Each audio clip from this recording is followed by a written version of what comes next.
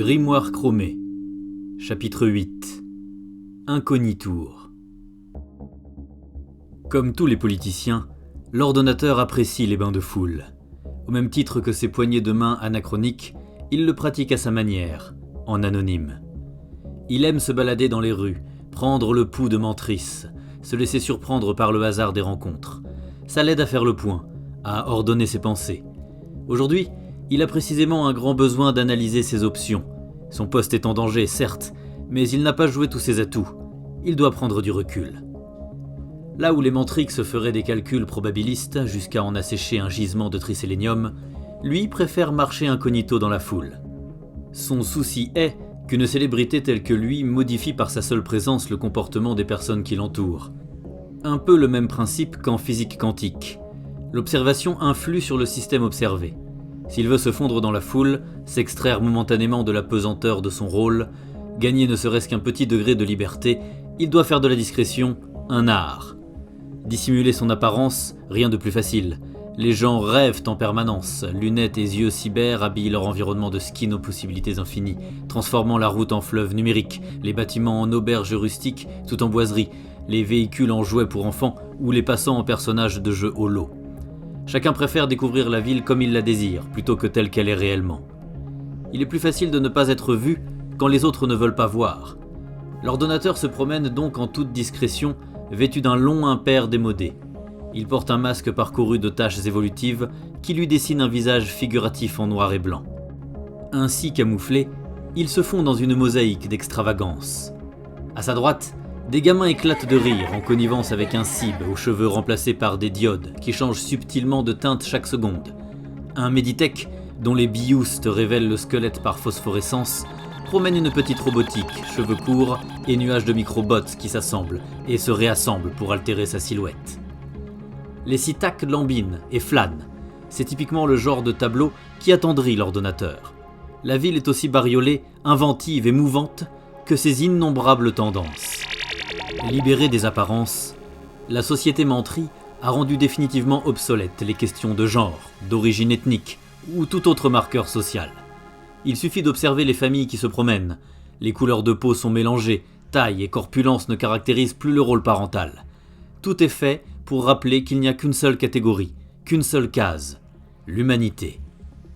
Même les textiles ne sont guère stigmatisants, comme l'illustre cette maman cadre chez Verco, une robocorpo, et ce papa qui inspire le spray d'un Spiritech pour se remémorer la liste de courses, tandis que leurs enfants s'enfuient en riant pour se soustraire aux tâches domestiques, écran calé sous un bras cyber personnalisé.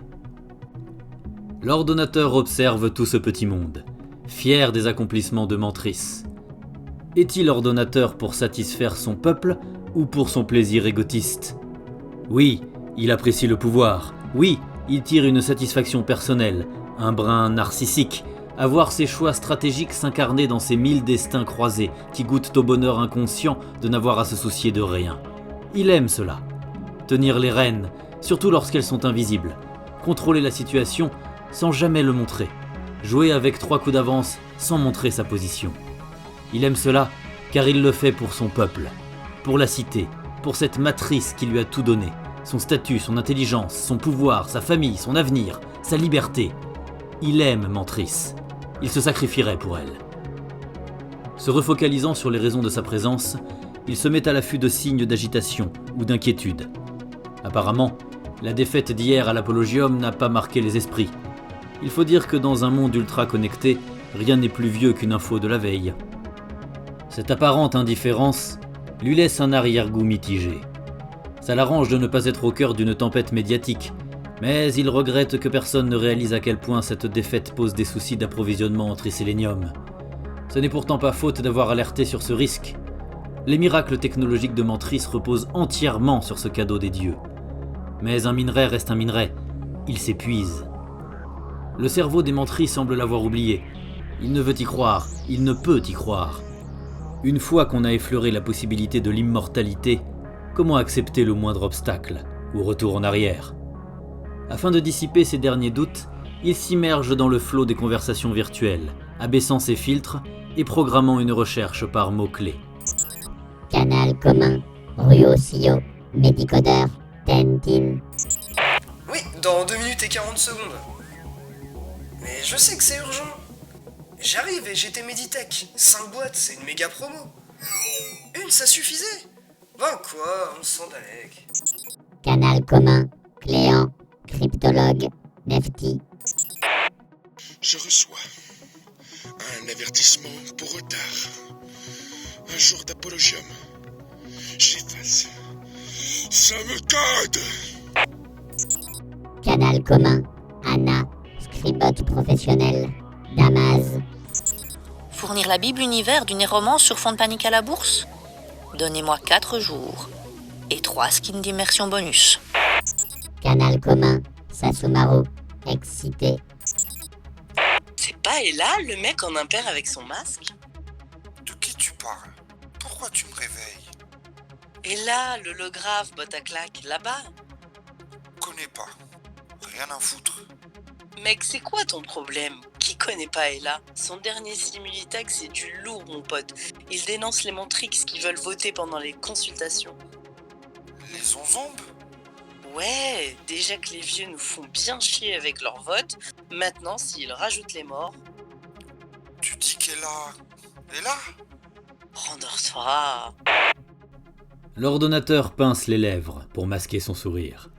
Son assistant a le sens de l'humour, hérité de son propre sens de l'autodérision, une arme très efficace pour un politicien, quand elle est bien utilisée. Canal numéro 1, Hassan, directeur produit, Blue Dream. Son sourire s'efface. Concentration. Hassan a donc craqué avant lui. Bien. L'ordonnateur fait patienter son interlocuteur. Technique classique, mais éprouvée, pour rajouter l'angoisse à l'attente.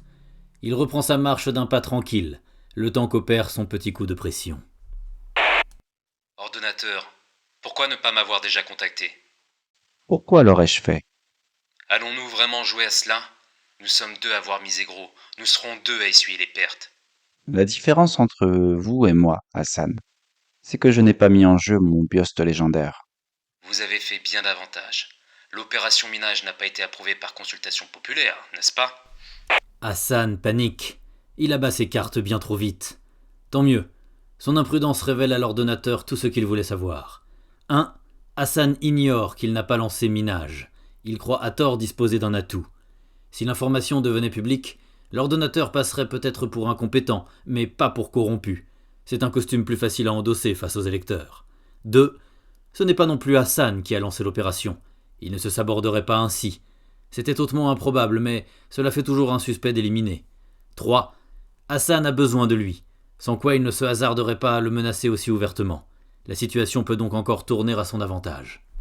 Et si pour commencer, Hassan, vous m'expliquiez ce qui s'est passé? J'ai repris les vides. Curtis a bien enclenché le bioste. Alors pourquoi ne l'a-t-il pas remporté? Je ne vous appellerai pas si je le savais. Je dois vous montrer quelque chose. L'e-assistant de l'ordonnateur enregistre une demande de partage de persona. Quand il l'accepte, une version digitalisée d'Hassan apparaît à côté de lui, alors qu'il marche dans la rue. Lui seul est capable de voir l'apparition virtuelle. Bien que statique, elle se déplace à la même vitesse que son observateur. La persona s'irise chaque fois qu'elle télescope un piéton ou un quelconque obstacle. Inconscient de sa prestance malmenée, Hassan active son SIT au creux de sa paume. De l'autre main, il fait un geste comme pour chasser un insecte. Les données apparaissent sur un écran, pile dans l'axe de vision de l'ordonnateur. Curtis apparaît en plein shoot, les yeux révulsés. Dans le coin supérieur droit de l'image, un chronomètre est enclenché. Il se fige sur 2 secondes et 561 millièmes. C'est à ce moment précis que la dague d'Aurel lui transperce la gorge. Notez le temps du flash. Un peu plus de 2 secondes et demie. Maintenant, voici nos tests cliniques. Nouveau geste d'Hassan. L'écran devient une mosaïque d'images similaires. Des milliers d'hommes et de femmes baignant dans des cuves remplies d'un liquide bleu électrique. Chaque cobaye se voit injecter une dose de Blue Dream au moment où le chronomètre est lancé. Les chiffres se figent à la fin du flash, quand le patient retrouve sa lucidité. Tous les compteurs s'arrêtent avant d'atteindre la seconde. Un encart annonce « Temps moyen, 0 secondes et 814 millièmes. » Hassan repasse les 2 scènes, dans un ralenti très cinématographique. Le temps de réaction du Blue Dream mesuré lors de l'apologium est une anomalie statistique majeure. Ce n'est pas une simple défaillance, croyez-moi. Peut-être tout simplement votre bioste a-t-il subi les perturbations du rift? Les tests que je vous ai montrés ont été réalisés là-bas. Hassan est désespéré, acculé, sans quoi il ne reconnaîtrait pas officiellement des essais clandestins dans le rift. L'opinion publique ne le pardonnerait pas à sa corpo. Ses concurrents y veilleraient. Merci de votre franchise, Hassan. J'imagine que vous attendez de moi que je lance une analyse en réseau profond pour les Mantrix. Exactement. Ça relève de vos compétences, non? J'imagine également que vous préférez garder cette investigation secrète. Nous préférons, ordonnateur. Nous faisons partie du même hack, vous et moi. Donc faites discrètement vos recherches. Donnez-moi la situation des fils de bottes qui ont commandité ce sabotage et je me charge de régler ça en toute discrétion. Étouffer cette affaire, c'est dans notre intérêt à tous les deux, n'est-ce pas? Je m'en occupe, Hassan. À très vite. La persona disparaît. Hassan croit-il sincèrement que l'ordonnateur l'a attendu pour soupçonner un sabotage du Bioust? Il a déjà mené un audit. Même en croisant Minaj et Blue Dream, il n'a trouvé aucun indice probant sur le réseau. Le complot est plus inquiétant que l'ordonnateur ne le craignait. Ce n'est plus seulement son poste ou celui d'Hassan qui sont en jeu, c'est potentiellement la fiabilité de Mantris qui est menacée. Il va falloir se montrer plus malin que ceux qui sont à la manœuvre. Son champ de vision libéré, mais l'esprit toujours saturé, l'ordonnateur cherche un exutoire dans la foule compacte qui l'entoure. Odeur de nourriture, murmure bas de la foule, balai gracieux des lumières. Il goûte avec les 5 sens les petits détails de la vie quotidienne. En passant devant les fast-food qui reconditionnent la pâte à poisson en menu traditionnel, il est touché par un tout petit, en exosquelette de marche. Né en l'air, à 2 doigts de tomber en arrière, le bambin regarde les aquariums tubulaires qui traversent les immeubles, telles les galeries d'un métro aérien. À l'intérieur, des bancs de poissons transitent des fermes aquacoles directement vers les centres de transformation, offrant un spectacle exotique dans le paysage urbain. L'enfant est captivé, les pupilles pétillantes. La multitude serrée des poissons oscille au-dessus de lui dans un silence hypnotique. Le banc monte, redescend, quand, subito presto, sa grosse masse s'agite, fuyant on ne sait quoi à une vitesse de fusée, mais pas plus d'une seconde.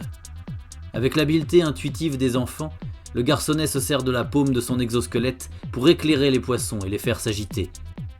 Prises dans la lumière, les écailles filantes sont irisées de couleurs vives, où bleu, mauve et jaune s'entremêlent spontanément.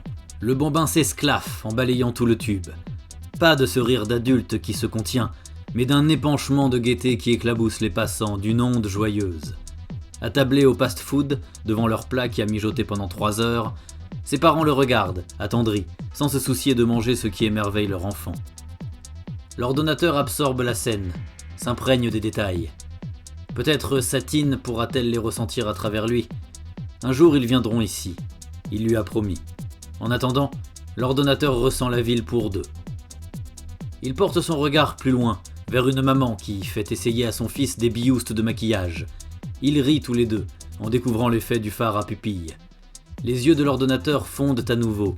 Cette complicité, il la connaît si bien. Sur la chaussée magnétique, 3 mètres au-dessus de la zone piétonne, un robot ouvrier est tassé à l'arrière d'un Dalek, genoux et coudes pliés pour former un vague cube en attendant le moment de décharger les piles qu'il surveille. Plus haut encore, un homme aux prothèses griffues marche sur la façade d'un immeuble. Un essaim de mini-drone tourne autour de lui, prêt à le prendre en selfie avec l'arrière-plan fuyant de l'horizon vertical. Tête brûlée et sourire en coin, le gars est sûr de son coup. Concentré sur son effort, il ignore les protestations des propriétaires derrière leur fenêtre écran. Soudain, son pied droit lâche. Il tente de se rattraper, glisse, chute, fracasse de tout son poids le paravent numérique d'une boutique de cybersportifs. Blessé, mais hilar. Les passants volent à son secours. Coordonnés via leur SIT, les plus costauds déblaient les débris, les interfacés convoquent leur véhicule autonome, divers bioustes sont spontanément offerts pour combiner un cocktail Medidoc. En quelques instants à peine, le grimpeur quitte les lieux dans un véhicule médicalisé. Avant de disparaître, il brandit sa prothèse cassée surmontée d'un hologramme ou des fils. 1 de cassée, 10 de remboursée. Et la routine reprend son cours dans ce quartier qu'il connaît bien. L'allée piétonne est reconnaissable entre 1000, à ses chants d'oiseaux diffusés en tridimensionnel et à ses fragrances d'herbes humides si caractéristiques. Il l'apprécie tout particulièrement, sinon il ne l'aurait pas choisi pour y installer sa sœur, Satine. Il n'avait pas prévu de passer la voir en vérité, ses jambes ont pris la décision pour lui.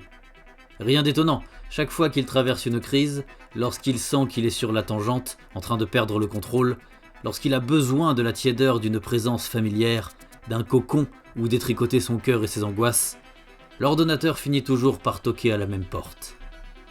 Ce n'est pas un hasard si ses pas l'ont mené jusqu'ici, c'est une synchronicité. Sauf que, s'il est facile de dissimuler son apparence physique, il est autrement plus compliqué de leurrer son SIT. L'interface s'est imposée naturellement, tant elle résout de problèmes pratiques du quotidien. Plus de clés perdues, de difficultés à communiquer ou à s'orienter dans la cité-continent, de soucis d'agenda ou d'oublis malencontreux. La possibilité de maintenir un lien authentique avec ceux qui comptent, d'aider son prochain par un simple scan de ses besoins, de participer de façon active à la vie publique de mentrice. Sans compter l'accès immédiat aux soins et à la garantie de la sécurité. Le tout sous le contrôle de la Noria, à qui la première des 3 lois de la Cynthia impose d'optimiser l'espérance de vie de l'ensemble des citoyens actionnaires. Quand on rajoute à tout cela son caractère facultatif et sa gratuité, le SIT dispose de sérieux atouts. Évidemment, l'interface ne fait pas l'unanimité, mais rares sont les individus qui refusent l'incitation lorsque l'âge est venu. Pour une personnalité aussi importante que la sienne, le gros problème est d'être constamment suivi. De par son statut, il travaille en lien direct avec l'organisme chargé de centraliser les données des SIT. Il bénéficie heureusement d'un passe-droit. Un doute le traverse. Est-ce le bon moment pour disparaître, même temporairement ? Son e-assistant filtre un nombre considérable de sollicitations, auxquelles il devra bien finir par répondre. Canal commun d'urgence. Archiviste. Mantrix. Noria. Alerte menace. Un ravageur circule actuellement dans votre quartier ou dans le périmètre de votre localisation. Le suspect est un mutant de grande taille qui répond au nom de Niguan. Il est considéré comme extrêmement dangereux. Une opération de l'OPIA est en cours afin de le neutraliser. Si vous localisez ce mutant, situez-vous auprès de la Noria, mais n'intervenez pas. Nous optimisons votre espérance de vie. N'agissez jamais seul. Restons vigilants ensemble. L'estomac de l'ordonnateur se serre. Réaction atavique face à une violence qui a pratiquement disparu de mentrice. Le nom médiatique et grandiloquent de Niguan cache l'atroce modus operandi de l'individu qu'il désigne. Arracher la gorge de ses victimes. Il va falloir qu'il s'occupe de ça aussi. Il n'en peut plus. Consultation citoyenne. Archiviste. Mantrix. Noria.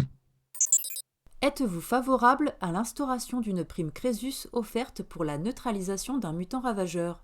La réponse des citoyens à la question posée est oui à 59,17%. Annonce publique. Archiviste. Mantrix. Noria.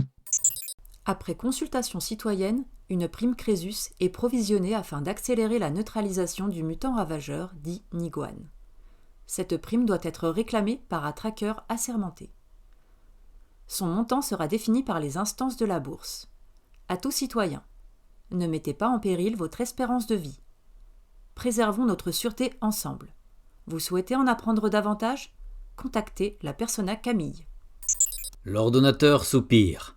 Cette annonce compacte tout ce qu'il ne fallait pas faire. Elle officialise le danger et lui donne une importance trop visible. Surtout, elle instille l'idée que la Noria va s'en charger personnellement et donc qu'elle sera directement responsable si le problème n'est pas réglé. Et qui va rendre des comptes devant les crônes de tout mentrice ? E-assistant. Information à propos des crônes en favori. Livre recherche des immédiats pour des révélations exclusives sur Niguan. Enchère en cours. Et voilà, qu'est-ce qu'il disait ? Il s'exaspère du manque de tact humain de la Noria. Son algorithme maximise l'espérance de vie, mais aussi parfois l'anxiété collective. Il en a marre de tout ça. E-assistant. Routine prioritaire. Lancement du programme Satine. Aussitôt, la signature de son SIT se retrouve diffractée sur les nombreuses interfaces qui l'entourent. Toutes les personnes qu'il croise héritent d'une parcelle de son identité, laquelle rebondit vers d'autres SIT en écho auto-entretenu sans jamais s'estomper. Le dispositif est d'autant plus efficace qu'il y a de monde autour de lui. La foule compacte qui l'entoure offre des conditions idéales. En tant qu'ordonnateur, ces déplacements sont consultables. Si quelqu'un se prend de l'envie de les vérifier, la Noria restituera des va-et-vient dans le même périmètre, comme n'importe quel badaud. Devenu fantôme, il peut furtivement se faufiler dans la foule. Il s'engage à pas pressés dans une rue transversale pleine de petites échoppes ouvertes aux SITAC, tout comme aux ex-cités, ceux qui refusent l'interface, qui s'appellent eux-mêmes les stands, pour souligner qu'eux sont vent debout contre les SIT. Dans ces boutiques interlopes, il n'y a pas de contrôle de SITuation. Sa sœur est malade, il veut qu'on lui fiche la paix. Il a longuement œuvré pour cela. Pas question que quiconque découvre où il se rend. Pas question que quiconque utilise son secret contre lui. Alors qu'il s'apprête à entrer dans la boutique, ni futile ni vaine, il remarque la présence d'un jeune homme. Non, une jeune femme. Il ne sait pas. Sans doute un cib qui se moque bien de ces qualificatifs-là. La quinzaine d'années, Ael ne porte pas d'interface, ce qui est rare mais pas inhabituel pour son âge. Impossible à situer, donc. Tatouage fluo, cyber d'entrée de gamme largement bricolé, body androgyne. Il a besoin de quelques secondes pour réaliser que sa peau est partiellement remplacée par de la peau écran. Le devenir machine chez les jeunes cibs, c'est quelque chose de très sérieux. Ael est assise sur le parapet de la vitrine. Une véritable baie vitrée qui ouvre sur l'intérieur, pas un afficheur publicitaire. Et scrolle à même son poignet avec une fluidité impressionnante. Sa peau écran laisse défiler des milliers de messages que chaque utilisateur écrit dans sa propre couleur. L'hypothèse folle qu'Ael soit un espion lui traverse l'esprit. Ses craintes volent en éclats lorsqu'une gamine cogne contre la vitrine depuis l'intérieur. Ael se retourne et adresse un geste accompagné d'un grand sourire à ce qui doit être sa petite sœur. Il entre dans les shops, si antique qu'il faut en pousser soi-même la porte. Rien qu'à l'odeur, il se sent chez lui. Toujours aussi prévisible. L'accueil Niven. Le ton est narquois, mais le sourire, sincère. C'est d'ailleurs la première chose qui marque chez elle, ce sourire avenant, celui d'une vieille amie chaleureuse. Ils se connaissent depuis longtemps, mais l'ordonnateur s'est vu offrir chaque fois ce même sourire depuis leur première rencontre. Assise à son grand bureau, elle reste concentrée quelques secondes de plus sur les micro-gestes de ses doigts qu'elle scrute à travers de grandes loupes éclairées avant de lever les yeux vers son visiteur. Comme à chaque fois, Niven le reconnaît malgré son déguisement et le brouillage du SIT. Il ignore comment elle fait. Probablement un reste de don magique, ou bien une capacité héritée du Rift. Elle a un passé compliqué. Il n'a jamais vraiment osé l'interroger sur ses nombreuses vies. En 10 ans, il en sait très peu sur elle, quoique suffisamment pour lui faire entièrement confiance. Lui aussi sait sentir les gens. Une fillette d'une dizaine d'années est collée aux jambes de Niven, en gamine inquiète et curieuse à la fois. Salopette aux manches retroussées, un petit drone biomimétique de classe auto sur l'épaule, un cube domestique roulant entre ses chevilles, elle le fixe avec un air de défi. L'ordonnateur lit facilement dans ses yeux. « Vas-y, dis que je suis moche ?» Il ignore de quelle maladie elle est atteinte. Les excroissances sur son visage pourraient passer pour des implants en forme d'écailles, mais il ne s'agit pas de cela. Une éruption cutanée anarchique ? De la corne ? Il comprend aussitôt que c'est le combat de sa vie à cette gamine, à qui on doit dire tous les jours plusieurs fois « Tu as des implants très impressionnants. » Et elle de répondre « Mais c'est pas des implants! T'es nul ou quoi?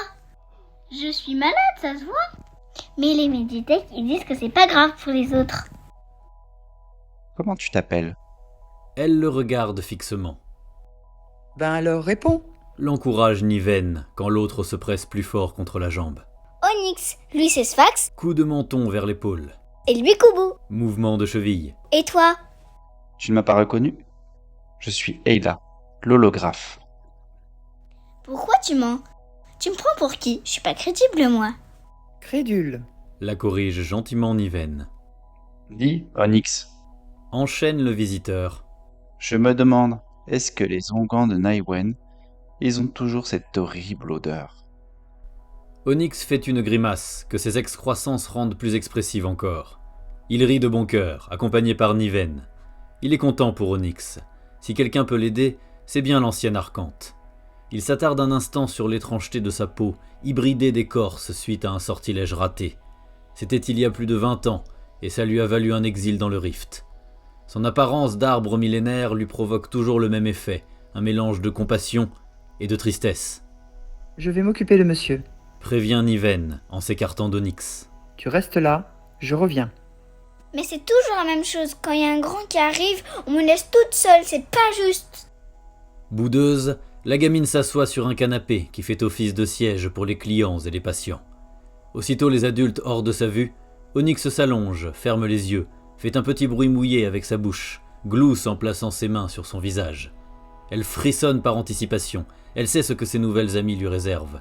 Une immense vague de chatouille et de tendresse. Des dizaines de petites boules de poils colorés surgissent et envahissent le canapé, grimpent sur Onyx et lui recouvrent le cou, les mains, la tête, le torse, le ventre. Certaines se faufilent sous ses vêtements et toutes émettent des stridulations aiguës qui hérissent leur duvet par vagues, faisant éclater Onyx de plaisir. Plus de douceur, ce ne serait tout simplement pas possible. Non, pas là, vous chatouillez. Proteste Onyx, hilar. De son côté, Niven accompagne l'ordonnateur vers l'arrière-boutique, où elle ouvre un compartiment secret. Il brûle de lui demander comment se porte Satine, sans oser le faire. Il veut croire le plus longtemps possible que sa sœur va bien. De toute façon, il va très vite le savoir.